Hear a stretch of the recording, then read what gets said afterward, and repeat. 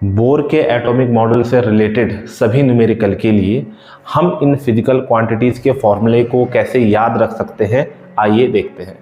सबसे पहले nth stationery orbit में घूमते हुए इलेक्ट्रॉन की रेडियस का जो फॉर्मूला होगा वो होगा r0n²। यहाँ पर r0 एक कांस्टेंट है और इसकी वैल्यू है 0.53 एंगस्ट्रॉम, जबकि n किस ऑर्बिट में इलेक्ट्रॉन घूम रहा है वो है। जैसे ग्राउंड स्टेट के लिए n का वैल्यू 1 होता है, फर्स्ट एक्साइटेड स्टेट के लिए n का वैल्यू 2 होता है, सेकंड एक्साइटेड स्टेट के लिए n का वैल्यू 3 होता है। इस तरीके से अगला है इलेक्ट्रॉन की वेलोसिटी का फॉर्मूला।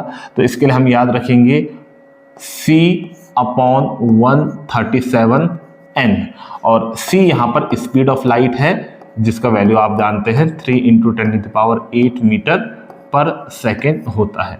तो इसका जो हमें आंसर मिलेगा वो भी मीटर पर सेकेंड में मिलेगा और इसका आंसर हमें मिलेगा एंगस्ट्रॉम में। टाइम पीरियड के लिए हम एक वैल्यू याद रखेंगे 1.52 × 10⁻⁻16 और इसके साथ आएगा n³ और टाइम पीरियड की जो यूनिट आएगी वो आएगी second.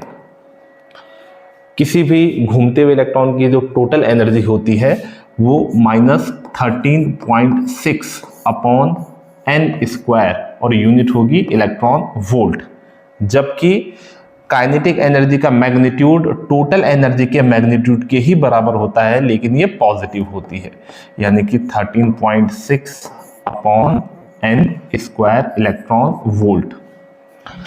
Potential energy total energy का डबल होती है, तो इसका फॉर्मूला हो जाएगा -13.6/n² × 2 और ये भी होगा हमारा इलेक्ट्रॉन वोल्ट में। तो ये सभी जो फॉर्मूले हैं वो है हाइड्रोजन एटम के लिए, लेकिन अगर एग्जाम में हमें हाइड्रोजन एटम के बजाय कोई और एटम दे दिया जाए तो उस कंडीशन में हम इन दोनों फॉर्मूलाज में जहां पर n है उसके अपोजिट में z का डिवाइड कर देंगे।